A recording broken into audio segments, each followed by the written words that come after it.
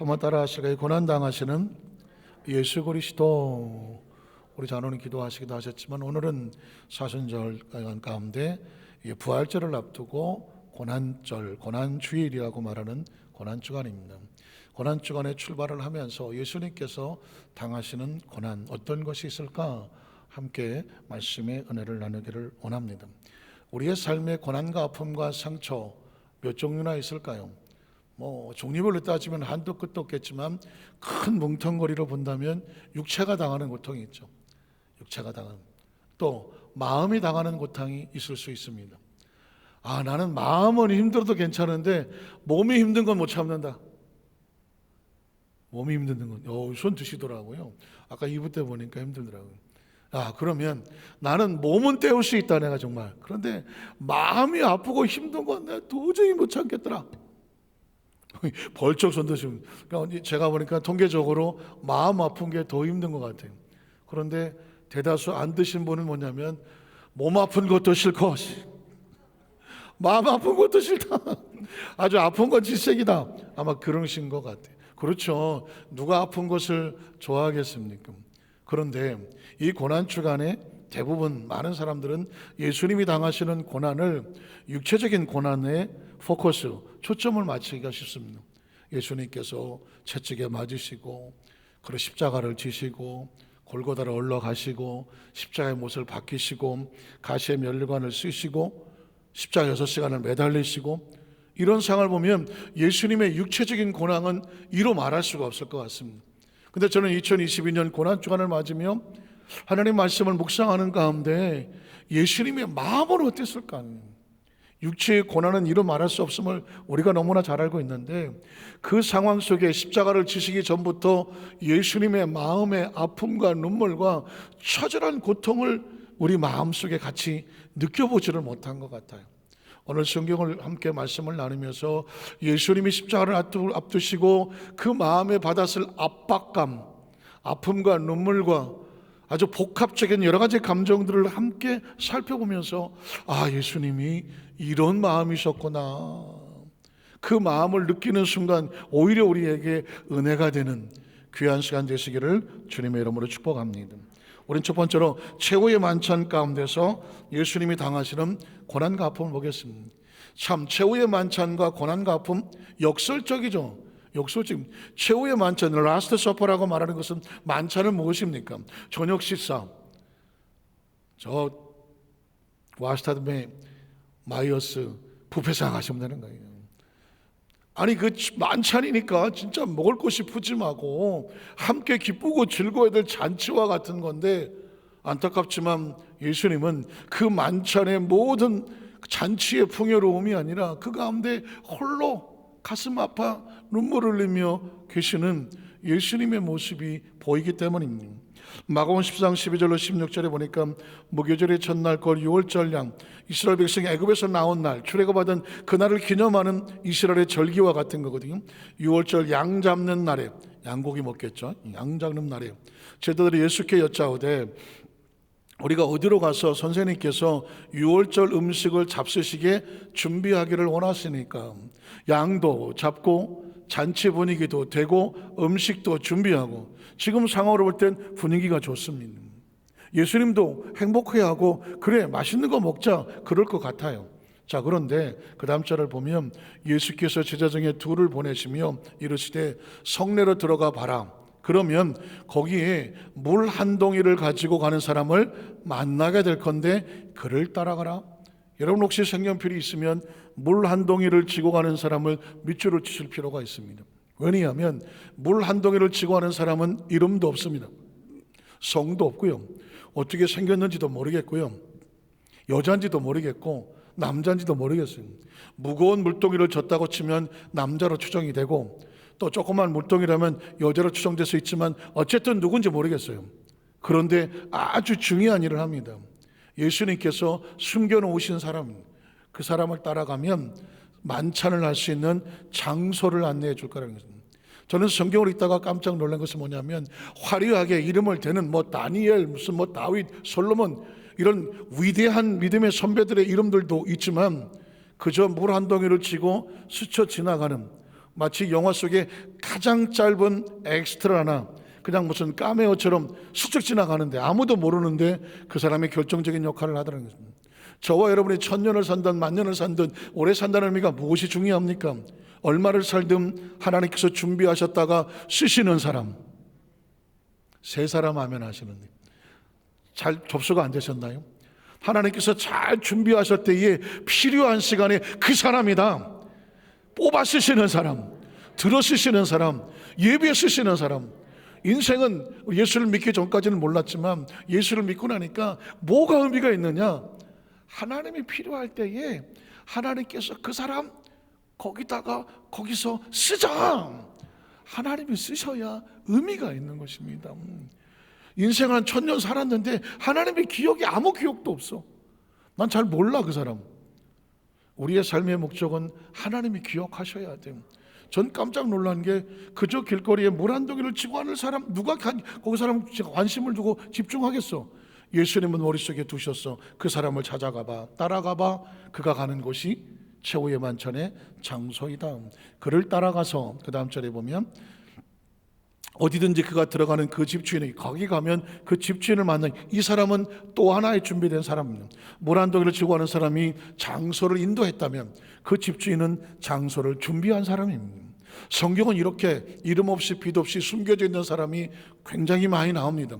누구도 관심 안 갖죠. 그러나 기억하십시오. 그 사람이 진짜입니다. 그 사람들이 진짜입니다. 저와 여러분이 화려할 이유는 없어요.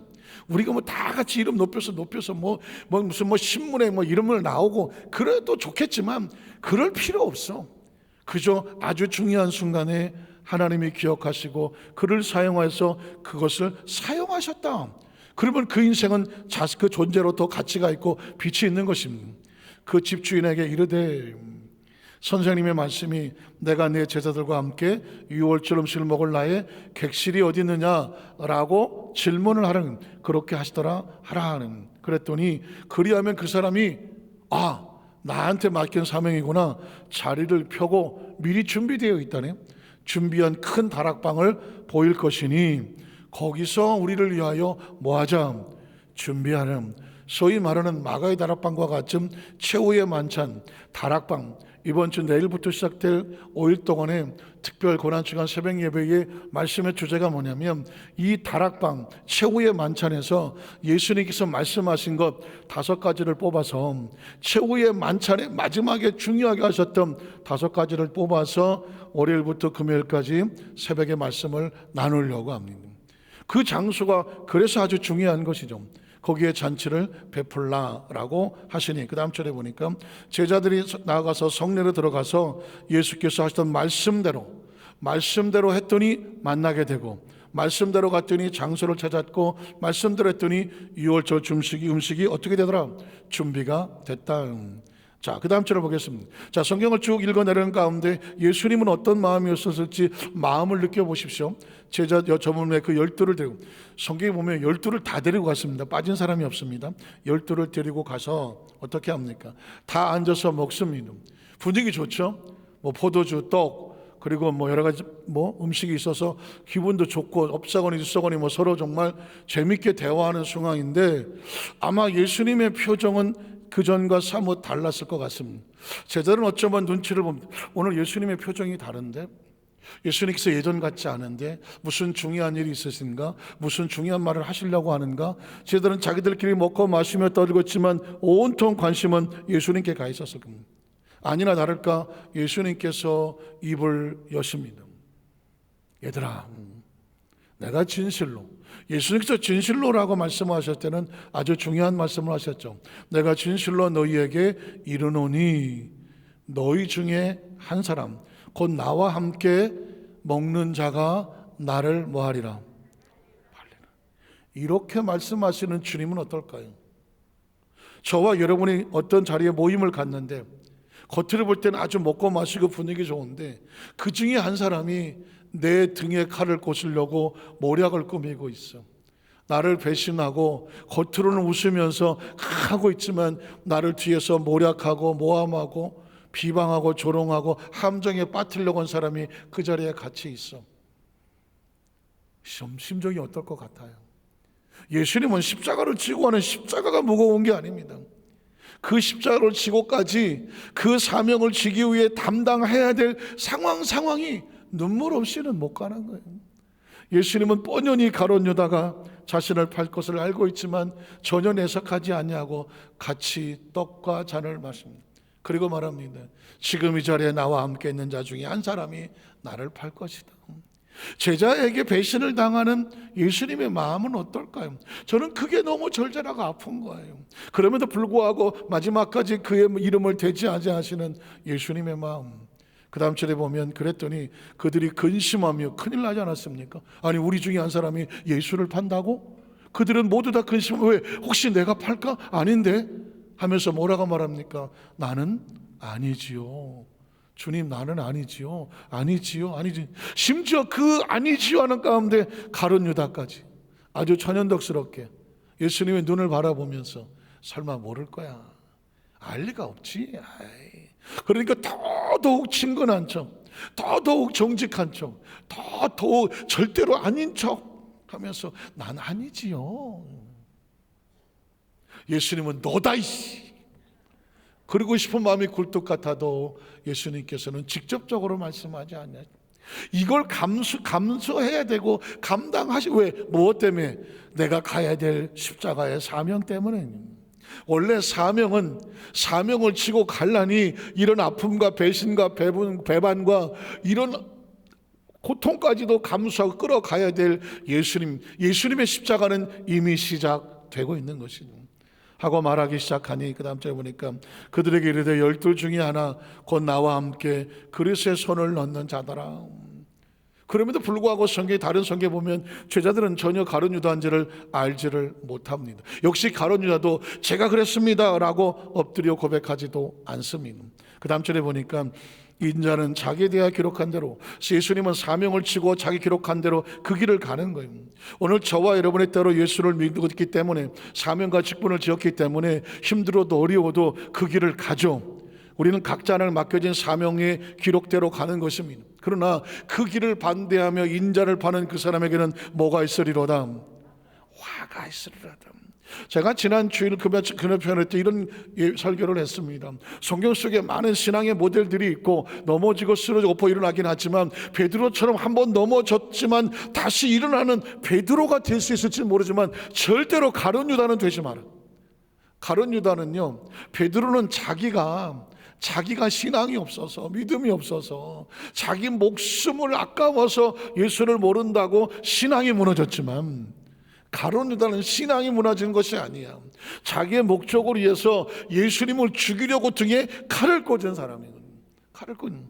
이 땅에 태어나서 어떤 누구가 우리가 신앙이 없고 믿어서 교회를 몇 번 빠질 수도 없고 사명 감당하다가 시험이 돼서는 이거 안 해 하면서 다 넘어질 수는 있을 수도 있어. 다시 회복하면 되니까. 그러나 하나님의 몸된 교회의 아픔과 상처와 눈물이 되는 걸 뻔히 알면서도 그걸 하고야 말아야 되겠다는 그런 어떤 그 자리에 선다고 하면 이 사람은 가룟 유다와 같아. 뭐 하려고 그런 일을 해. 그래서 예수님께서 그렇게 말하는, 차라리 태어나지 않았으면 좋을 뻔했다는 것입니다. 저는 여기서 이런 제자를 가룟 유다를 바라보아야 되는 예수님의 심정을 너무 처절한 것입니다. 그리고 그 심정이 성경에 기록된 이유가 뭘까요? 저와 여러분도 이제까지 신앙생활을 해오다가 믿었던 도끼에 발등도 지키고 누군가 정말 알지 못하는 상황을 아는 것처럼 해갖고 거짓 소문도 쏟고 사람들을 모함하고 하는 그 과정을 듣고 여기까지 와야 됐을 때 그 흘린 눈물을 누가 아신다? 주님이 아시지. 왜 주님은 그 길을 가셨을까요? 우리보다 먼저 그 길을 가셔. 저는 이게 얼마나 감사한지 몰라. 왜냐하면 예수님은 슈퍼맨이 아니야. 예수님은 로봇가 아니야. 예수님은 AI 인공지능 로봇이 아니야. 감정도 없고 기분도 없고 그냥 왜 그래? 나는 그런 거 아무 문제, 너는 왜 울고 앉았어? 그러지 않아. 우리의 작은 눈물 하나하나까지도 주님은 헤아리시는 겁니다. 여러분이 예수를 믿고 오늘 이 자리에 오기까지도 결코 쉽게 오지 않았어. 수없이 넘어져 보기도 하고 쓰러져 보기도 하고 그럼에도 불구하고 믿음으로 달려와서 심지어 오늘 이 자리에 오는데도 열리를 제쳐놓고 도저히 내가 올 수 없는 상황 가운데인데도 와서 헐레벌떡 앉아있으면 계신 분도 계셔. 누가 알겠어 여기. 한 사람 한 사람이 그런 아픔과 눈물을 흘리는 줄을 누가 알겠느냐고. 그러나 기억하십시오. 누구는 아셔요? 주님은 아셔. 왜? 그분이 먼저 당하셨어. 그 사명을 지켜서 주님이 먼저 가셨어. 그 먼저 가신 이유가 뭘까요? 내가 먼저 갔으니 너희가 당한 아픔을 누가 아신다? 주님이 아셔. 그리고 또 우리에게 이렇게 격려하셔. 나도 이겼으니 너도 이겨내라. 앞으로도 이런 수도 없이 당할 수 있지만 그럼에도 불구하고 이겨내라. 사명은 이겨내야 이룰 수 있는 것이고, 직분도 이겨내야 이룰 수 있는 것이고, 신앙은 궁극적으로 어떻게 이겨내야 승리하는 것은. 두 번째로 겟세마네 동산에서 당하시는 예수님의 고난과 아픔. 겟세마네 동산, 기도하는 곳인데 그 기도하시는 곳에 고난과 아픔이 있다고? 우리는 어떻게 이렇게 보지 않겠습니까? 과연 그럴까요? 마가복음 14장 32절에 보면 그들이 겟세마네라는 이름의 뜻은 혹시 들어보셨습니까? 기름을 짜는 것, 참기름 짜는 거 보셨습니까? 들기름 짜는 거 보셨습니까? 꽉 눌러 터뜨려야 기름이 빠져나오는 것입니다. 그러니까 겟세마네라는 기름을 짜는 곳인데, 예수님이 겟세마네에서 기도했다, 자신의 진액을 쏟아서 기도하는 모습을 보여주는. 자, 겟세마네 곳의 이름에 예수께서 제자들에게 이르시되 내가 기도할 동안에 너는 여기 앉아 있으라. 뭐가 느껴집니까? 나는 지금 몸부림을 치는 주여, 할 수만 있으면 내 잔을 옮겨주십시오. 이 고난의 잔을 옮겨주십시오. 그럼 내 원대로 마시옵고 아버지 원대로 하시옵소서. 내 뜻과 아버지 뜻 사이에서 몸부림을 치면서 이 처절한 기도를 해야 돼. 그런데 그 기도하는 동안에 뭐 해달라는 것입니까? 내 옆에 있어 달라는 거예요. 이 글 속에서, 이 구절 속에서 주님의 마음이 느껴집니까? 난 여기서 기도할 거거든. 그럼 너희는 여기서 앉아 나와 같이 있어 달라는 것이거든요. 있어 달라는. 사실은 성경 속에서 하나님의 마음을 읽어낸다는 것은 글씨로만 봐갖고 무슨 말인지 모르. 그냥 여기 앉아 있으니까 앉아 있는 거지 뭐. 그런데 앉아 있는다는 얘기는 내가 이 고통의 기도의 시간을 갖는 동안 나랑 좀 같이 있어 달라는 이야기입니다. 과연 그럴까요? 계속 읽어보겠습니다. 자, 베드로와 야고보 요한을 따로 데리고 가실새 심히 놀라시고 슬퍼하더라. 여러분, 제가 아까 말씀드렸습니다. 예수님께서 AI가 아니다, 로봇가 아니다, 슈퍼맨이 아니다, 아이언맨도 아니다, 감정도 없고 기분도 없고 뭐 고통과 그런 걸 하나도 못 느끼시는 그런 분이 아니다. 하나님의 아들이라고 하지만 그런 고통과 아픔과 상관없는 분이 아니다. 그런 철저하게 저 여러분 같은 몸을 가졌다. 육체를 가진 사람은요, 육체의 아픔과 상처가 있어. 육체는 어떤 한계를 넘었으면 고통스럽고 아프고 눈물 나고 힘든 거예요. 예수님께서 그 십자가에 대신 올라가시기 위해서 고난의 골짜기를 갈 때에 예수님께서는 꿋꿋하게 뭐 아무런 것도 없이 그냥 그까지 십자가 한 게 아니에요. 우리가 당할 아픔 다 당하시고, 우리가 겪을 고통 다 겪으시고, 그 처절한 고통과 두려움과 눈물과 억울함과 감정적인 모든 것들을 헤아리고 계십니다.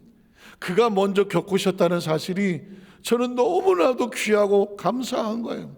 여러분이 어떤 사람에게 내가 얼마나 힘들었는지 알아? 내가 정말 예수 믿고 신앙사고 사명 감당하느라고 그 많은, 특히 코로나 이 힘들고 어려운 시기에 내가 믿음으로 살려고 얼마나 몸부림쳐 왔는지 알아? 라고 얘기했을 때 어떤 분이 그게 뭐가 힘들어? 나는 말이야 하나도 안 힘들어. 기도해, 기도. 만약에 이렇게 얘기한다면 여러분, 그 사람하고 얘기할 기분이 나겠습니까? 안 나겠습니까? 안 나지. 아니, 못하지. 말만 끊으면 그 사람의 심정과 감정은 전혀 이해 없어. 나는 그런 인간들은 난 모르겠더라. 아니, 그까짓 거 기도하면 다 되는데 뭘 그게 힘들다고 그래. 그래가지고 크리스찬 되겠어? 만약에 그러면 그 사람한테 내 속 얘기를 해야 못해요? 못하지. 내가 어떻게 해서 여기까지 왔는지 이미 말도 끝내기 전에 알아. 왜? 자기가 겪어봤으니까, 자기도 넘어져 봤으니까, 자기도 억울해 봤으니까, 자기도 모함 당해 봤으니까, 자기도 손가락질 당해 봤으니까, 그 정말 힘들고 어려운 고난의 골짜기를 지나가 봤으니까 오죽하면 하나님, 나 이거 감당 못하겠으니 이 잔을 내게서 좀 지나가게 해주세요. 그러나 하나님의 뜻이라면 내가 감당하겠지만 쉽지 않아요. 놀라고 슬퍼하며. 여러분, 예수님은 감정이 없으신 분이 아니라 그 감정 그대로 성경 기록하고 있다는 사실에 주목해야 됩니다. 슬퍼하셨고, 그 다음 절에 보면 말씀하시되 오죽하면 제자들 앞에서 내 마음이 심히 뭐하고 있어요? 고민하여 죽게 되었다는. 여러분이 어떤 상황 속에 너무너무 고민돼서 나 여기서 끝났나? 내 인생은 여기까지인가? 겪어보신 적이 있으십니까? 그걸 겪어보지 않은 사람은요, 다른 사람이 그런 얘기를 하면 저 사람 왜 저래? 이해가 되지 않아요. 그러나 겪어본 사람은 절대 그런 사람에 돌 던지지 않아. 저는 미친 사람에 대해서 절대 돌 던지지 않습니다. 우리 옛날에 있잖아요. 아이 미친놈, 사람을 미쳤다는 그 말에 대해서 함부로 말하잖아요. 저도 최악의 처절한 고통을 겪으면서 사람이 여기서 미치겠구나. 아니 미치고 싶더라고. 왜? 미치면 고통을 잃어버릴 것 같아. 혹시 그런 정신줄 놓고 싶은 적 없었습니까? 나 더 이상 여기서 못 견딜 것 같다라고 해서 놔본 적 없으십니까? 사람이 이래서 미치는구나 라는 것까지 겪고 나면 어떤 일이 생기냐면 미친 사람을 향하여 돌을 못 던지겠더라고. 저 사람이 오죽하면 미쳤겠나? 오죽하면 자기 정신줄을 놨겠나? 오히려 불쌍하고 긍휼히 여기고 그 마음의 심정을 헤아리지 못하는 내가 안타깝더라고. 성경에 왜 예수님께서 십자가를 가시기 전에 예수님이 이렇게 고민하여 죽게 되었고 이런 약한 모습 같지만 감정을 드러내고 계시느냐? 그 주님이 그걸 겪으셨기 때문에 모두 아신다. 우리의 아픔도 아시고 우리의 눈물도 아시고 우리의 두려움도 아시고 외로움도 아시고 서러움도 아시고 때로 따돌림 당하는 것도 알고 때로 불안하고 초조해서 어떻게 살지를 못하는 처절하게 홀로 남는 그 아픔도 주님은 어떻게 아신다는 것입니다. 그래서 어떻게 심히 고민하여 죽게 되었으니 주님은 또 말해요. 여기 머물러 깨어 있어 달라. 뭐예요? 같이 있어 달라는 얘기거든. 같이. 신앙이란 뭐냐? 주님의 마음과 느낌이 그 소리가 들려서 그 자리에 같이 있어주는 거지. 같이 있어주는 겁니다. 사실은 제가 아까 2부 예배 때 그런 얘기했는데 고난주간을 내일부터 일주일 동안 이제 5일 동안 하게 되는데 이제 우리가 코로나 때문에 정말 횟수로 4년 거의 3년 가까이 이 힘들고 고비 오면서 교회가 비난의 대상이 되지 않게 하려고 정말 대면이니 어쩌고 저쩌고 하면서 지키려고 몸부림을 쳤어요. 그런 동안에 얼마나 많은 피투성이로 아픔과 상처를 가지고 예배가 포탄 맞은 것처럼 여기저기 빈자리를 내놓고 드려야 되는 아픔이 있었습니까?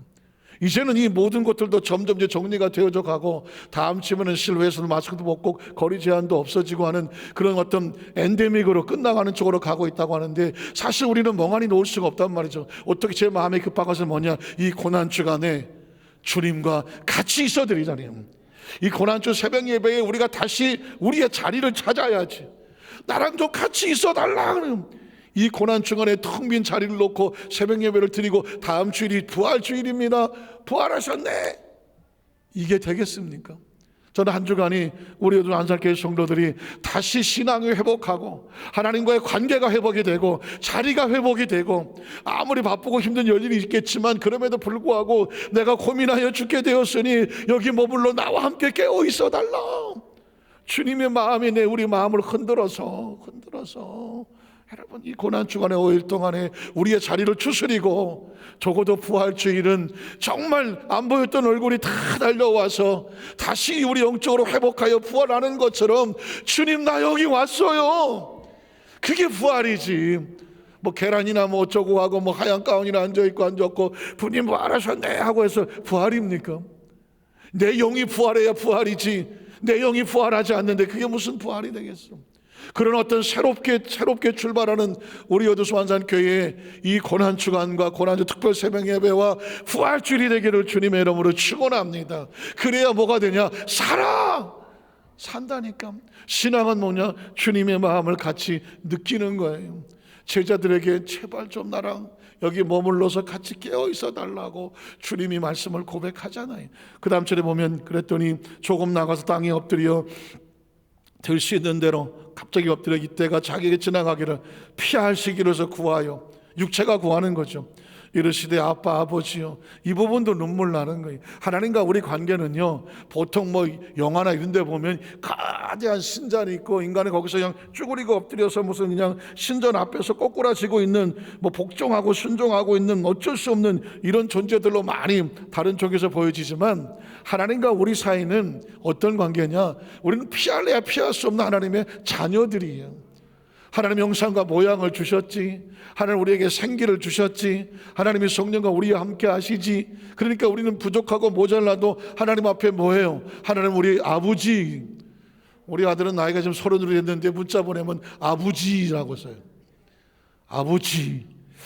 이 자식이 나이 먹었는데 아버지가 뭐냐, 그런 것 같아도 아버지. 그런데 지는 이제 아마 나름대로 생각이 있어서 썼겠죠. 썼는데 그게 정겨워. 아버지 아니면 아버님 안녕하셨어요? 뭐 이렇게 얘기하는 것보다는 아버지라고 쓴 게 정감이 있어. 성경에 깜짝 놀란 단어가 아빠 아버지라는 단어가 나와요. 물론 히브리어에 ABBA 아빠라고 하는 단어가 나오긴 하지만, 성경이 왜 이렇게 하나님을 아빠 아버지라고 불렀을까? 하나님과 우리의 관계는 율법과 무슨 뭐 형식의 관계가 아니야. 부모 자식 간에, 특히 어린아이가 아빠라고 부를 수 있는 그런 어린아이라고 하면 엄마 아빠가 어린아이에게 율법과 형식과 뭐 조건을 달겠습니까? 존재 자체가 귀한 거예요. 저와 여러분은 예수님 안에서 존재 자체가 하나님 보시기에 귀한 거예요. 저는 아까 이 자리에 앉아있는데 여러분의 그 얘기 해주고 싶었어요. 앉아있는데 우리 성도님들이 너무 이쁜 거예요. 갑자기 거울 꺼내서 보고 그러시면 안 돼. 너무 이쁜 거예요. 왜 이쁘냐? 영혼으로 보이는 거예요. 여러분 한 사람 한 사람의 영혼이 보이는 거예요.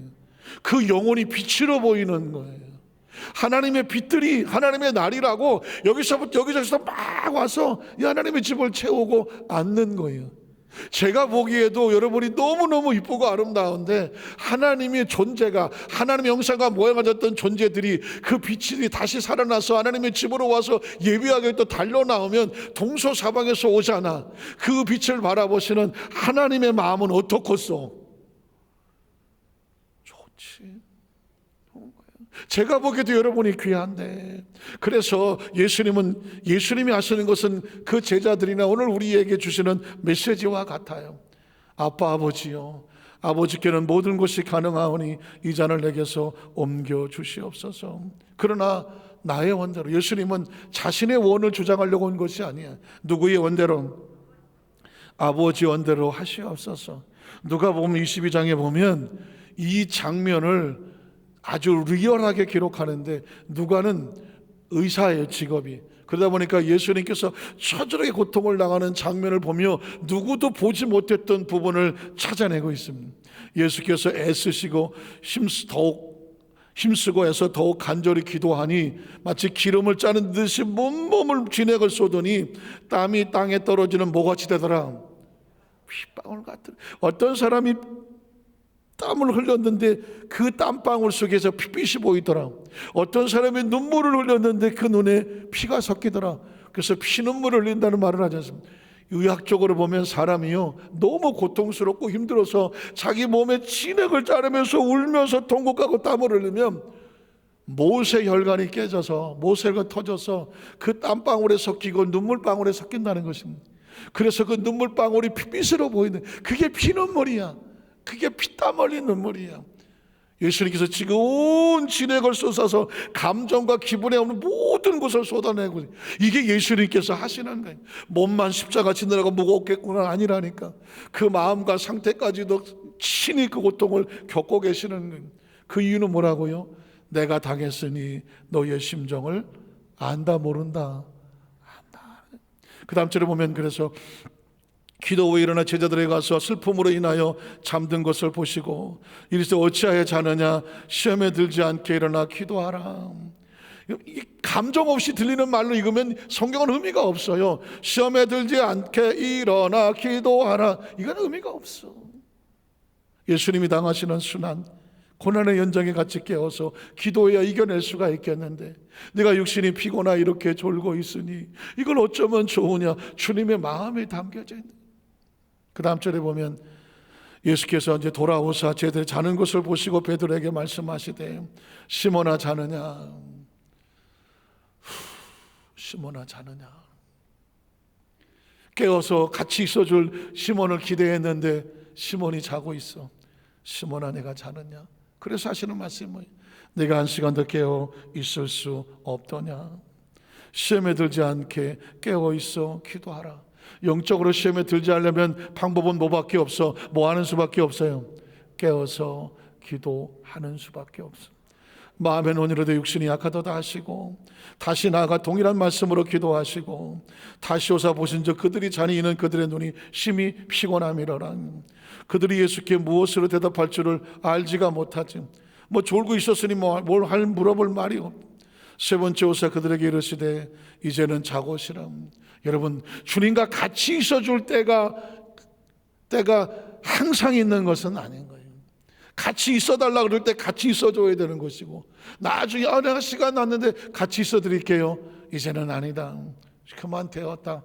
때가 왔도다. 보라 인자가 죄인의 손에 팔리느니라. 일어나라 함께 가자. 보라 나를 파는 자가 가까이 왔다는. 겟세마네 동산에 예수님의 피눈물 흘리는 눈물은 뭐냐면, 오늘 이 자리에 예수를 믿었기 때문에 사명과 직분을 감당하며 누구도 알지 못한 혹시 피눈물을 흘리는 성도가 있다면 주님이 그렇게 하실 것 같아요. 내가 피눈물을 흘렸으니 이제 너는 피눈물 흘리지 마라. 세 번째로 신문을 당하시는 예수님의 고난과 아픔.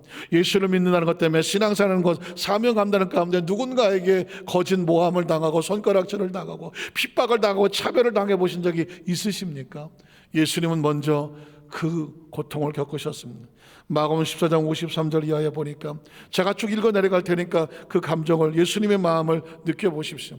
그들이 예수를 끌고 대성회로 가니 대상들과 장로들과 서기관들이 다 모이더라. 베드로가 예수를 멀찍이 따라 대상의 집 들방까지 들어가서 아랫사람과 함께 앉아 불을 쬐더라. 대제사장들과 온 공회가 예수를 죽이려고 그를 칠 증거를 찾되 얻지 못했다. 증거를 찾지 못하면 어떻게 해야 돼? 억울하지만 가짜 뒤집어 씌워야지. 뒤집어 씌울 것만 찾는 거죠. 그 다음 절에 보면, 이는 예수를 쳐서 거짓 증언하는 자가 많으나 증언이 서로 일치하지 않아. 왜? 거짓말이기 때문에. 또 어떤 사람들이 일어나 예수를 쳐서 거짓 증언하여 이르되, 우리가 그의 말을 들으니 손으로 지은 이 성전을 내가 헐고 손으로 짓지 않은 다른 성전을 사흘 동안에 지으리라 하더라 하되, 그 증언도 서로 맞다 틀리다 일치하지가 않더라는 것입니다. 대제사장이 가운데 일어서서 예수께 물어 이르되, 이제는 할 수 없어. 뭐라도 찾아야 되는데 너는 아무 대답도 없느냐? 이 사람들이 너를 치는 증거가 어떠하냐 하되 침묵하고 아무 대답도 하지 아니하시거늘 대제사장이 다시 물어 이르되, 네가 찬송받을 이 하나님의 아들 그리스도냐? 라고 물었습니다. 예수께서 이르시되 내가 그리스도다. 인자가 권능자의 우편에 앉은 것과 하늘 구름을 타고 오는 것을 너희가 보게 되리라 하시니, 대상이 드디어 찾았다. 드디어 꼬투리를 잡았다. 자기 옷을 찢으며 이르되, 우리가 어찌 더 증인을 요구하리요? 그 신성모독하는 말을 너희가 들었도다. 너는 어떻게 생각하느냐 하니, 그들이 다 예수를 사형에 해당한 자로 정죄하고, 어떤 사람은 그에게 침을 뱉으며 그에게 얼굴을 가리고 주먹으로 치며 이르되 선지자 노릇을 하라 하고 하인들은 손바닥으로 치더라. 여기까지 낮아지고 고통을 당하시는 예수 그리스도의 모습은 우리에게 어떤 메시지를 줍니까? 예수를 믿었다는 것 때문에, 사명과 직분을 가는 것 때문에 혹시 이렇게 사람들에게 농락을 당하거나 억울하게 누명을 써보신 적이 있으신가요? 오늘 예수님께서 또 말씀하십니다. 내가 먼저 그 길을 갔고 너희 아픔과 눈물을 안다. 마지막으로 예수님께서 고통당하는 것은 부인당하시는 예수 그리스도의 고난과 아픔. 저는 개인적으로 십자가보다, 가시면류관보다 더 힘들었던 것은 부인당하는 것. 제자에게 저주 맹세당하며 부인 배반당하는 것. 마가복음 14장 66절 이하에 보니까, 베드로는 아랫뜰에 있더니 대제사장의 요정 하나가 와서 베드로가 불 쬐고 있는 것을 보고 주목하여 이르되, 너도 나사렛 예수와 함께 있었도다. 그래, 나 함께 있어서 그 말 한마디면 되는데 베드로가 어떻게 합니까? 부인합니다. 말 아니야. 내가 저 사람 어떻게 알아? 나는 네가 말하는 것이 무엇인지 알지도 못하고 깨닫지도 못하게 늘하며 앞들로 나갔음 피하여 갔음. 여종이 그를 보고 곁에 사람에게 또 두 번째 이르되 이 사람도 그 예수를 따르는 도당이라고 하되, 또 부인하더라. 이 사람이 정말 아니라는데. 조금 후에 곁에 서 있는 사람들이 다시 또 베드로에게 세 번째 묻습니다. 너도 갈릴리 사람이니 예수를 따르던 그 도당이다. 그랬더니 베드로가 저주하고 맹세하고 다른 성에 침을 뱉고 나는 너희가 말하는 이 사람을 도무지 알지 못하노라 하더라. 닭이 곧 두 번째 울더라. 이에 베드로가 예수께서 자기 하신 말씀, 닭이 두 번 울기 전에 내가 세 번 나를 부인하리라 하심이 기억해요. 그 일을 생각하고 어떻게 했어요? 울었더라. 저는 그 전에 그냥 이렇게 지나갔는데 가만히 생각해 보니까 베드로가 통곡하는 모습을 보며 누가 더 통곡하고 있을 것 같아요? 예수님이죠.